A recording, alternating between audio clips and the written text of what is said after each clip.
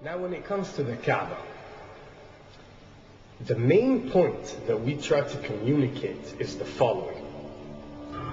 In Islam or in the Quran, God teaches that if all mankind and if all the jinn combine to sin and move away from God, then God doesn't lose one atom's worth of His kingdom. And if mankind and jinn combined to dedicate every second of their life to prayer and to worship of the one God, then God's kingdom doesn't gain one atom's worth as well. What does this philosophy teach you?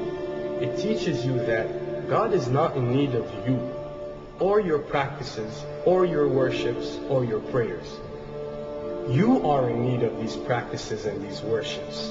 You are in need of God and not the other way around. If you can understand that philosophy, then you can appreciate prayers and what they are meant to do, which is basically enlighten you.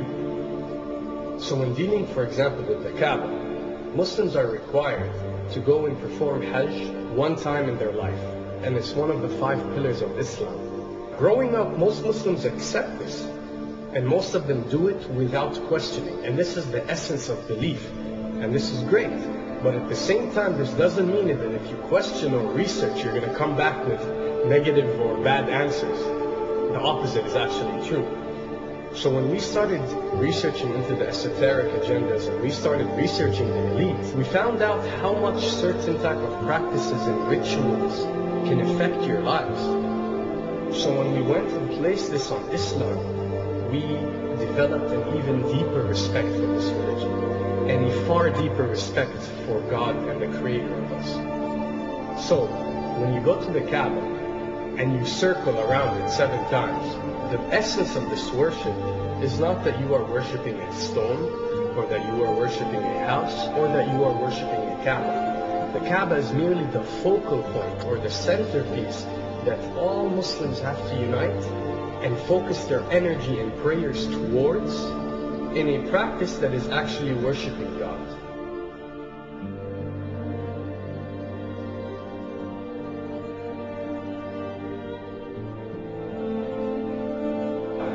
Now, going in circles counterclockwise does not break you away from time and space. But the fact that the energy of the Kaaba is the strongest energy on earth and it flows counterclockwise, by you flowing in correlation with this energy, you are uplifting yourself. You are reaching spiritual levels that you rarely do experience anywhere else on earth. And the fact that you got to do it 7 times, and we are taught that there are 7 skies, or 7 samawat, or 7 spiritual planes, then one can discover that each circle breaks you through a spiritual plane spiritually, so you can reach the ultimate state of wisdom and spirituality. Does this mean that only Muslims can reach this level? Does this mean that if you're not Muslim, you give up or you reject this information? Not at all. In essence, any one of you, regardless of what your faith is, if you are dedicating your worship and your journey to the one and only Creator and not anything created, then you are on a righteous path.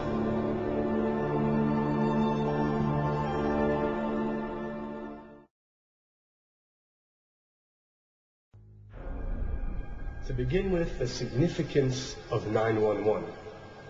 What you have to understand, and what we are trying to explain, is that when dealing with extra dimensions, or when dealing with beings from extra dimensions like jinn, for example, or when dealing with the Illuminati, or the elite, or people that follow a certain type of esoteric agendas, although me and you communicate through words and letters, they have chosen a different type of language. And this is a cross-boundary type of language. This is a language that goes across the boundaries, understood by all. And this is the language of numbers and shapes. And this is why whenever you do research about these groups, you'll find out that they practice something called sacred numerology and sacred geometry. What does this mean? It means that each number is given a meaning. Each shape is given a meaning. A meaning is communicated whenever a shape is presented or a number is presented by these specific groups. I'm not talking about random people or random groups. We're talking about specific groups that follow this type of agenda. When numbers are used, it signifies a certain type of meaning. When shapes are used, the same is followed. So, in their definition, in a numerological sense, 10 is the Alpha and the Omega, or the God. 11 is a step above God. 101 is a step above God. 911 or 911 is the skipping of God. It is the ultimate challenge. It is going from number 9, which has a specific meaning, to number 11 without going through 10. It's skipping God.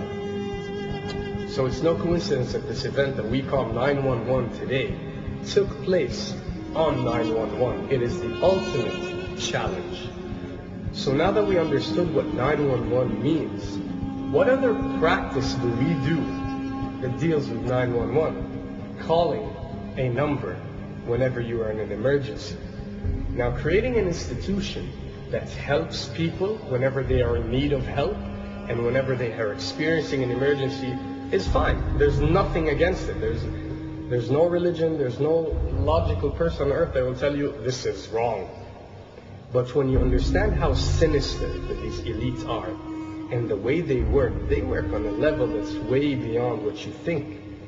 So the fact that when you're experiencing an emergency or when you are in need of help, you have to pick up a phone and dial 911, which is the ultimate numerological definition of skipping God, then you'll understand how these people work.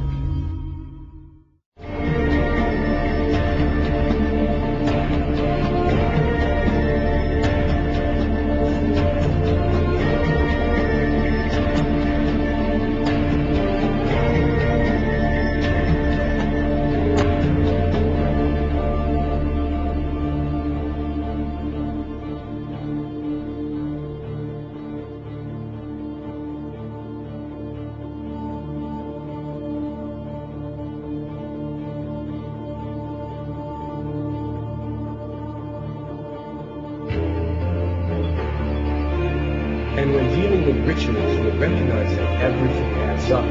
For something to be a ritual, everything has to be in place, everything has to be perfect. And my advice is, if you want to recognize that something is satanic, it has to add up in all sense. The numbers have to add up, the shapes have to add up, the event has to add up, it has to have one general meaning. The pieces of the puzzle fit perfect. That's when you recognize when something is ritualistic or satanic.